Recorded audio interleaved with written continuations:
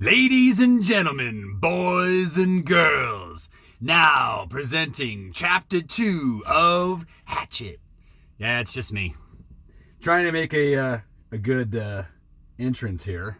I got this new flashlight so I can do spooky stuff with it. Ooh. I'm going to go read Hatchet. But before we do that, we're going to do something a little bit special here. I got to go get Addie here in just a little bit from soccer. So I got a little bit of time. Got a lot going on these days. So I'm going to try and give you a little bit of a tour because we're going to do it from Elena's room. Elena, you'll like that, right? Lily, Ophelia, Taro, everybody's down with a little bit of tour of the house, right? You guys want to see what's outside of the studio for once, don't you? So let's see if I can do this justice.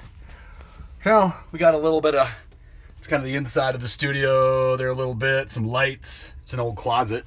So my old cedar closet from back in the day before we got the house remodeled. Let's see here. Don't forget me, Jen. I got you, Corey. Cora! I got you, buddy. All right, so this is our laundry room. Why a red light? I say, why not? Because I like stuff like that. So I'm a little weird. Mini stickers. Little cabinet. Everybody. This is my space, if anybody cares. That's where all the magic happens. I got a little red light above me, too. Just like to shake it up. That's basically the view from my camera, if anybody recognizes that. That's what everybody sees when I do conference calls. Kind of makes me look like a little bit of a nutcase, but that's okay. Yeah, nobody thinks you're a nutcase, Chad. I know, Corey. Yeah, there's Ben's. Hey, Benzie. A little bit weird. We got fires going on on the western slope, so there's a lot of smoke. If nobody's seen it, real quick, this is our basement. We just came out of that door. So anyway, a map. Whoops, it's our fan. That's where the girls have traveled to. We keep track of our travels. Julie and I have ours upstairs. At some point you get to see that, but tonight we're just doing a basement tour. So, bathroom. Look at all that kind of stuff. We got our bidet toilets. We don't have to worry about toilet paper. Ooh, wow, COVID. Everybody's scared.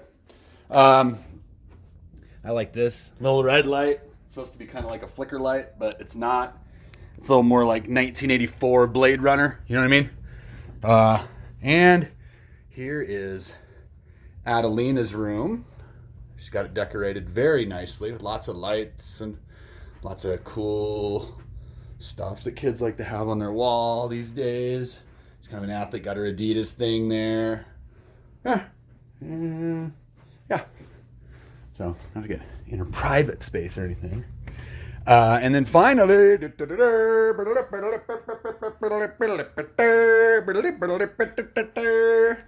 is Elena's room.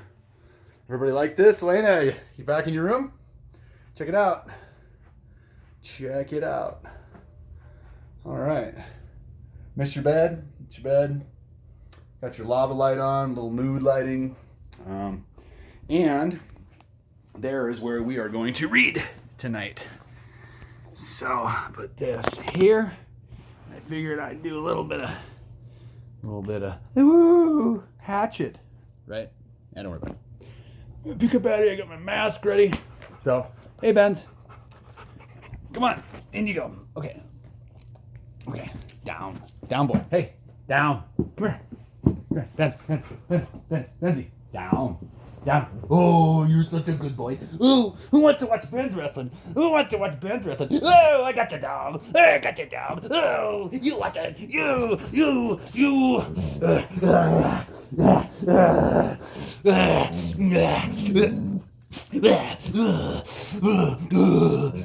You are such an animal. You're such a dog.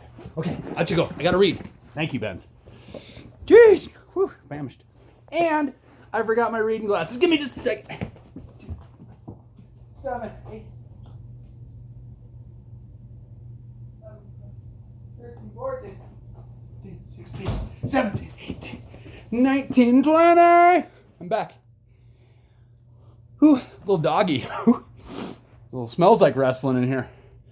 All right, where were we? Corey, where were we? Where were we? Where's Corey? Here he is. Here I am, Chad. Yeah, Corey. Where are we at in the book? Here, you find it. Let's see. We finished on page 12, and now we have to go to page 13. I don't like to say 13 because it's kind of scary. You know? Oh, Corey, what do you mean? You mean like, you think this is scary? Oh God, no! Get that light off me! All right, okay. You scare me, Chad. All right, let's get you situated here. All right, I may have to kind of. Corey, are you getting comfortable? You comfortable? You want to lay down? You a little lightheaded? Yeah, I'm a little lightheaded. I'm just gonna lay down here. All right. Okay. Ooh. Sheesh. Ooh. All right. Okay. Okay, here we go. There's only 6 minutes of your life you'll never get back, but you did see the basement. So, Elena, you're home, and now I'm just going to read a little bit, maybe chapter, maybe 2 and 3 of Hatchet. So here we go. For a time that he could not understand, Brian could do nothing. Even after his mind began working and he could see what had happened, he could do nothing. It was as if his hands and arms were lead. Then he looked for ways for it not to have happened. Be asleep, his mind screamed at the pilot. Just be asleep, and your eyes will open now, and your hands will take the controls, and your feet will move the pedals. But it did not happen. The pilot did not move except that his head rolled on a neck impossibly loose as the plane hit a small bit of turbulence. The plane. Beep. Thanks, Corey. Appreciate the help. Somehow the plane was still flying. Seconds had passed, nearly a minute, and the plane flew on as if nothing had happened, and he had to do something, but did not know what. Help. He had to help. He stretched one hand toward the pilot, saw that his fingers were trembling, and touched the pilot on the chest. He did not know what to do. He knew there were procedures that you could do mouth to mouth on victims of heart attacks and push their chest, CPR, but he did not know how to do it, and in any case, could not do it with the pilot, who was sitting up in the seat and still strapped in with his seatbelt. So he touched the pilot with the tip of his fingers, touched him on the chest, and could feel nothing, no heartbeat, no rise and fall of breathing, which meant the pilot was almost certainly dead. Please, Brian said, but did not know what or who to ask. Please. The plane lurched again, hit more turbulence, and Brian felt the nose drop. It did not dive, but the nose went down slightly, and the down angle increased the speed, and he knew that at this slight angle down, he would ultimately fly into the trees. He could see them ahead on the horizon where before he could only see sky. He had to fly it somehow. He had to fly the plane. He had to help himself. The pilot was gone. Beyond anything he could do, he had to try and fly the plane. He turned back in the seat, facing the front, and put his hand, still trembling, on the control wheel, his feet gently on the rudder pedals. You pull back on the stick to raise the plane. He knew that from reading. You always pull back on the wheel. He gave it a tug and it slid back toward him easily, too easily. The plane, with the increased speed from the tilt down, swooped eagerly up and drove Brian's stomach down. He pushed the wheel back in, went too far this time, and the plane's nose went down below the horizon, and the engine speed increased with the shallow dive. Too much. He pulled back again, more gently this time, and the nose floated up again. Too far, but not as violently as before. Then down a bit too much, and then up as before. Then down a bit too much, then up again, very easily. In front of the engine cowling settled. When he had it aimed at the horizon, and it seemed to be steady, he held the wheel where it was, let his breath out, which he had been holding all this time, and tried to think what to do next. It was a clear blue sky day with the fluffy bits of clouds here and there, and he looked out the window for a moment, hoping to see something, a town or village, but there was nothing, just the green of trees. Endless green, and lakes scattered more and more thickly as the plane flew. Where? Sounds like he was flying around Iowa, as green as it was. Well, yeah, Corey, it was pretty green in Nebraska too, don't you think? Well, yeah, I suppose Nebraska grows the best corn after all. Well, that's right. Enough of the peanut gallery. We got to get back to this. All right, sorry. He was flying, but did not know where. Had no idea where he was going. He looked at the dashboard of the plane, studied the dials, and hoped to get some help. Hoped to find a compass, but it was all so confusing. A jumble of numbers and lights. One lighted display in the top center of the dashboard said the number 342. Another next to it said 22. Down beneath that were dials with lines that seemed to indicate what the winds were doing, tipping or moving, and one dial with a needle pointing to the number 70, which he only thought might be the altimeter, the device that told him his height above the ground or above sea level. Somewhere he had read something about altimeters, but he couldn't remember what or where or anything about them. Slightly to the left and below the altimeter, he saw a small rectangular panel with a lighted dial and two knobs. His eyes had passed over it 2 or 3 times before he saw what was written in tiny letters on top of the panel. Transmitter 221 was stamped in the metal, and it hit him finally that this was the radio. The radio, of course. He had to use the radio. When the pilot had been hit that way, he couldn't bring himself to say that the pilot was dead. He couldn't think it. He had been trying to use the radio. Brian looked at the pilot. The headset was still on his head, turned sideways a bit from his jamming back into the seat, and the microphone switch was clipped into his belt. Brian had to get the headset from the pilot. Had to reach over and get the headset from the pilot, or he would not be able to use the radio to call for help. He had to reach over. His hands began trembling again. He did not want to touch the pilot, did not want to reach for him, but he had to. Had to get the radio. He lifted his hands from the wheel just slightly and held them, waiting to see what would happen. The plane flew on normally, smoothly. All right, he thought, now to do this thing. He turned and reached for the headset, slid it from the pilot's head, one eye on the plane, waiting for it to dive. The headset came easily, but the microphone switch at the pilot's belt was jammed in, and he had to pull to get it loose. When he pulled, his elbow bumped the wheel and pushed it in, and the plane started down in a shallow dive. Brian grabbed the wheel and pulled it back. Too hard again, the plane went through another series of stomach-wrenching swoops up and down before he could get it under control. When things had settled again, he pulled at the mic cord once more and at last jerked the cord free. It took him another second or two to place the headset on his own head and position the small microphone tube in front of his mouth. He had seen the pilot use it, had seen him depress the switch at his belt, so Brian pushed the switch in and blew into the mic. He heard the sound of his breath in the headset. Hello? Is there anybody listening to this? Hello? He repeated it 2 or 3 times and then waited, but heard nothing except his own breathing. Panic came then. He had been afraid, had been stopped with terror of what was happening, but now panic came, and he began to scream into the microphone, scream over and over, "Help! Somebody help me! I'm in this plane and I don't know. Boy, that sounds pretty crazy. Yeah, that sounds pretty intense. Help! Somebody help me! Right, Corey? Gee. And he started crying with streams, crying and slamming his hands against the wheel of the plane, causing it to jerk down and then back up. But again, he heard nothing but the sound of his own sobs in the microphone. His own screams mocking him, coming back into his ears. The microphone, awareness cut into him.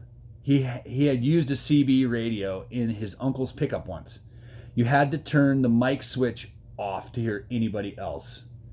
He reached to his belt and released the switch. For a second, all he heard was the whoosh of empty airwaves.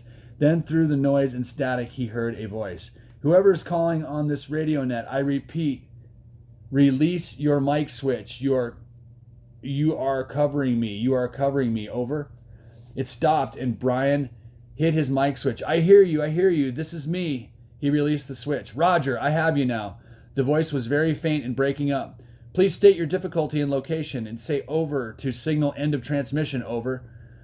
Please state my difficulty, Brian thought. God, my difficulty. I'm in a plane with a pilot he can't fly, and I don't know how to fly. Help me, help. He turned his mic off without ending transmission properly.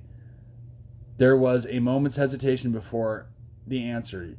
Your signal is breaking up and I lost most of it. Understand, pilot, you can't fly, correct? Over. Brian could barely hear him now, heard mostly noise and static. That's right, I can't fly. The plane is flying now, but I don't know how much longer. Over. Lost signal, your location, please. Flight number, location. I don't know how to fly. I don't know my flight number or location. I don't know anything. I told you that. Over. He waited, but there was nothing. Once, for a second, he thought he heard a break in the noise, some part of a word, but it could have been static.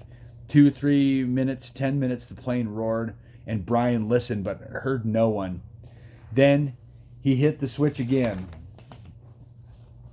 I do not know the flight number. My name is Brian Robeson, and we left Hampton, New York, headed for the Canadian oil fields to visit my father, and I do not know how to fly an airplane, and the pilot...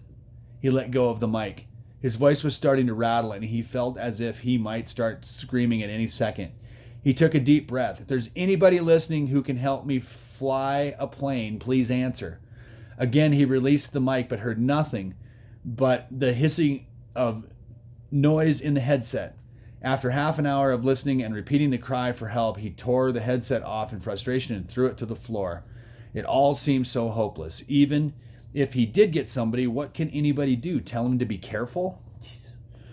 All so hopeless.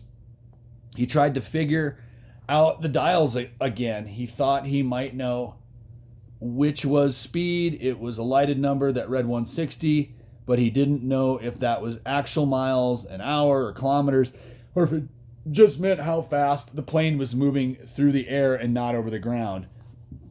He knew airspeed was different from ground speed, but not by how much. Parts of books he'd read about flying came to him. How wings worked, how the propeller pulled the plane through the sky. Simple things that wouldn't help him now. Nothing could help him now. An hour passed. He picked up the headset and tried it again. It was, he knew, in the end, all he had, but there was no answer. He felt like a prisoner, kept in a small cell that was hurtling through the sky at what he thought to be 160 miles an hour. Headed, he didn't know where, just headed somewhere until there it was. Until what? Until he ran out of fuel. When the plane ran out of fuel, it would go down, period. Or he could pull the throttle out and make it go down now. He had seen the pilot push the throttle to increase speed. If he pulled the throttle back out, the engine would slow down and the plane would go down. Those were his choices. He could wait for the plane to run out of gas and fall, or he could push the throttle in and make it happen sooner. If he waited for the plane to run out of fuel, he would go further. But he didn't know which way he was moving. When the pilot had jerked, he had moved the plane, but Brian could not remember how much or if it had come back to its original course. Since he did not know the original course anyway, he could only guess at which display might be the compass. The one reading 342, he did not know where he had been or where he was going, so it didn't make much difference if he went down now or waited. He's got another 3.5 pages, 2.5 pages. Everything in him rebelled against stopping the engine and falling now. He had a vague feeling that he was wrong to keep heading as the plane was heading, a feeling that he might be going off in the wrong direction. But he could not bring himself to stop the engine and fall. Now he was safe, or safer than if he went down. The plane was flying. He was still breathing. When the engine stopped, he would go down. So he left the plane running, holding altitude, and kept trying the radios. He worked out a system. Every 10 minutes by the small clock built into the dashboard, he tried to radio with a simple message: I need help. Is there anybody listening to me? In the times between transmissions, he tried to prepare himself for what he knew was coming. When he ran out of fuel, the plane would start down. He guessed that without the propeller pulling, he would have to push the nose down to keep the plane flying. He thought he may have read that somewhere, or it just came to him. Either way, it made sense. He would have to push the nose down to keep flying speed, and then just before he hit, he would have to pull the nose back up slowly to slow the plane as much as possible. It all made sense. Glide down and then slow the plane and hit. He would have to find a clearing as he went down. The problem with that was that he hadn't seen one clearing since they'd started flying over the forest. Some swamps, but the trees scattered through them. No roads, no trails, no clearings, just the lakes. And it came to him that he would have to use a lake for landing. If he went down in the trees, he was certain to die. The trees would tear the plane to pieces as he went into them. He would have to come down in a lake. No, on the edge of a lake. He would have to come down near the edge of a lake and try to slow the plane as much as possible just before he hit the water. Easy to say, he thought, hard to do. Easy say, hard do. Easy say, hard do. It became a chant that beat with the engine. Easy say, hard do. Easy say, hard do. Easy say, hard do. Corey, easy. Keep this guy in line, right? Okay. Impossible to do. He repeated the radio call 17 times at 10-minute intervals, working on what he would do between transmissions. Once more, he reached over to the pilot and touched him on the face, but the skin was cold, hard, cold, death cold, and Brian turned back to the dashboard. He did what he could, tightened his seatbelt, positioned himself, rehearsed mentally again and again what his procedure should be. When the plane ran out of gas, he should hold the nose down and head for the nearest lake and try to fly the plane kind of onto the water. That's how he thought of it. Kind of fly the plane onto the water. And just before it hit, it should pull back on the wheel and slow the plane to reduce the impact. Over and over in his mind, the picture of how it would go. The plane running out of gas, flying the plane onto the water, and the crash. From pictures he'd seen on television, he tried to visualize it. He tried to be ready. But between the 17th and 18th radio transmissions, without a warning, the engine coughed, roared violently for a second, and died. There was a sudden silence, cut only by the sound of the wind milling propeller and the wind past the cockpit. Brian pushed the nose of the plane down and threw up. So I will mark the page, chapter. Corey, where are we at? What page are we on? Well, let's see here. Let's finish this off. Give me a look-see. About page 25. 25. All right, that's where we'll pick it up. We're going to pick up on 25 in a day or two. All right? Everybody have a good night. Love you, Grace. Lily, Ophelia, Taro. Yeah, love you guys. Have a good one. All right. See you, Corey. Bye.